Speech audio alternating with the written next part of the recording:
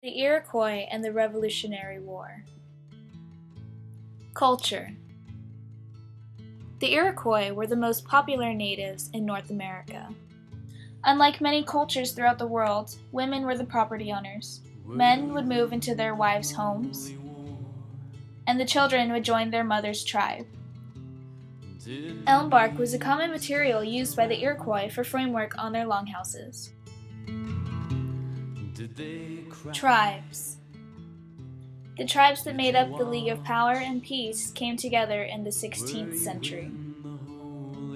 The Mohawk tribe, the Oneida tribe, the Onondaga tribe, the Cayuga tribe, and the Seneca tribe. In 1722, the Tuscarora Nation joined the others, thus creating the Six Nations. Location. The original home to the Iroquois was in upstate New York. Due to siding with the British during the American Revolution, many of the Iroquois were driven into southern Ontario. Facts. With all the tribes combined, the population was still only about 25,000 people. Although the languages between the tribes were not identical, they had many similarities, so communication between tribes was interconnected. The American Revolutionary War. Causes. On February 10, 1763, the French and Indian War, also known as the 7 Years' War, finally came to an end with the Treaty of Paris. The war took a toll on Britain financially, so various ways were created to raise revenue back to the government. New acts, such as the Sugar Act, Stamp Act, and Tea Act, were established on the colonies, which led to an uproar and the famous saying, "No taxation without representation." In a village in Lexington, British troops stumbled upon colonial militia, where a shot fired began 8 years of war and a fight for independence. Who fought? From 1775 to 1783, American armies and militias fought against Great Britain for their independence with help from free African Americans, slaves, and Native Americans who all fought on the other side. Outcome. After many battles, thousands of casualties, and millions of dollars in debt, the British surrendered at the Battle of Yorktown and the United States received their independence. Iroquois involvement in the Revolutionary War. At first, neither the British nor the colonists decided to involve the Native Americans, but by 1776 the verdict was made. Who sided where? First, the Iroquois tried to remain neutral. However, the decision to break the League was decided at the Battle of Oriskany, August 6, 1777. This led to the Tuscarora and the Oneida to side with the colonists, while the Onondaga, Mohawk, Seneca, and Cayuga stayed faithful to Great Britain. How they contributed. Joseph Brant, a chief for the Mohawk tribe, as well as a British army captain and leader, allowed their British allies to conduct countless actions against frontier settlements in the Mohawk Valley, in which they destroyed many villages. This angered Washington, so he ordered an attack led by John Sullivan to punish and destroy the British-Indian alliance. They burned everything in their path, leaving the Iroquois to seek refuge in Canada.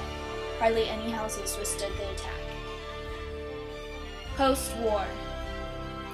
After the war, less than 8,000 of the Iroquois remained, but the League reunited in the Treaty of Buffalo Creek. They were granted land, but later relocated and paid a large price for joining the war. Today. After, the war sparked a decreasing population in the Native American tribes. While some have little to no territory today, they still remain faithful to their culture that their ancestors practiced. Now, the struggle for the independence of the Iroquois Nation against the U.S. government rages on. A group of American Indian lacrosse players were denied entry into Britain for a lacrosse tournament until this afternoon, because the Iroquois lacrosse team had high hopes to travel to Britain to participate in this tournament, only to find out that Britain won't allow the team into the country unless they have the proper documentation. See, as of now, they have passports issued by their tribal federation, which the UK said they will not accept. Now, while the British and U.S. travel authorities say the team being detained should come as no surprise, the team thinks that those passports that they have should be recognized because they are not United States citizens, and they vigorously assert their sovereignty from the U.S.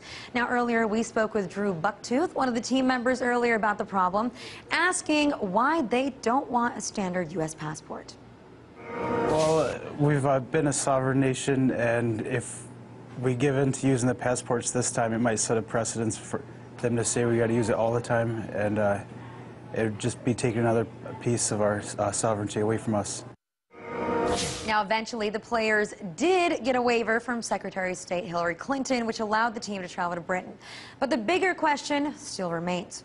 Can the Iroquois continue to fight for their independence in a changing world?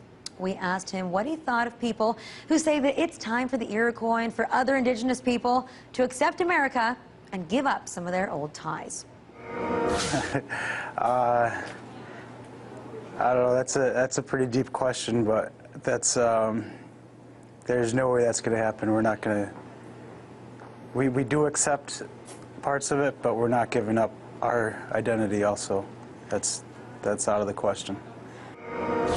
So, the Iroquois Nation refuses to integrate into society, yet the U.S. is demanding that Native Americans do obtain regular U.S. passports. I want to know what you guys think about this issue.